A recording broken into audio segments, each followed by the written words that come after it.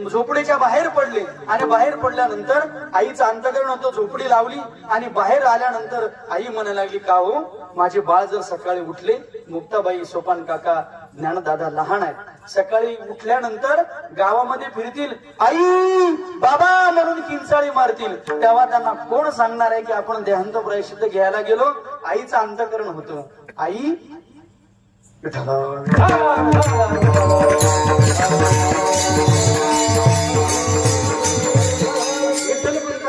मातोश्री आतमध्ये आल्या आणि निवृत्तीनाथ दादाला उठवलं, जागे केलं, दादा अरे उठ, तुम्हाला न्याय मिळवण्यासाठी आम्ही देहांत प्रायश्चित्त घ्यायला चाललेलो आहे.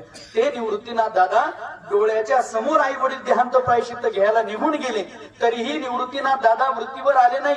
त्यांचं नावच होतं निवृत्ती, कधीही वृत्तीवर नाही येणारे.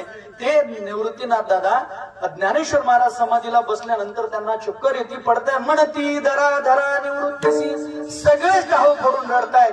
कोण कोणाचे बांधल्या पेंडीचा सुटला शेपिळा करणारा माला, आकांत काही दिशा धुंद उदयास्तावी, तैसेच गगन हलवले, जाऊन ज्ञानेश्वर बैसले आसनावरी, पुढे ज्ञानेश्वरी नामा म्हणे आता लोपला दिनकर, बाप ज्ञानेश्वर समाधी. सगळेच रडतायत, त्याच्यात विशेष नाही, पण जो भगवान परमात्मा जगाचा चालक मालक आहे तो सुद्धा रडून रडून समोरचा पितांबर सगळा ओला झाला. रुक्मिणीने देवाला जागा केलं, म्हटले देवा हे काय, का रडताय एवढं? भगवान परमात्म्याचे उत्तर आहेत, भगवान परमात्म्याच्या मुखातले शब्द नामदेवरायांनी रचना केलेली.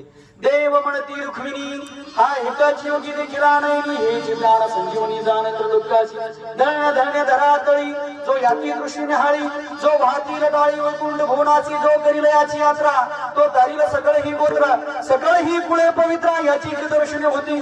भगवान परमात्मा म्हणायला लागले, रुक्मिणी भूतो न भविष्यती, असा भक्त पुढे झालाही नाही, पाठीमागे होणारही नाही. म्हणून ज्ञानेश्वर महाराज समाधीला बसल्यानंतर मला माझ्या भक्ताचा विरह सहन होत नाही, म्हणून मी रडतोय, माझ्या डोळ्यातून अश्रू थांबत नाही, याला म्हणायचं विरह अवस्था. विठ्ठला.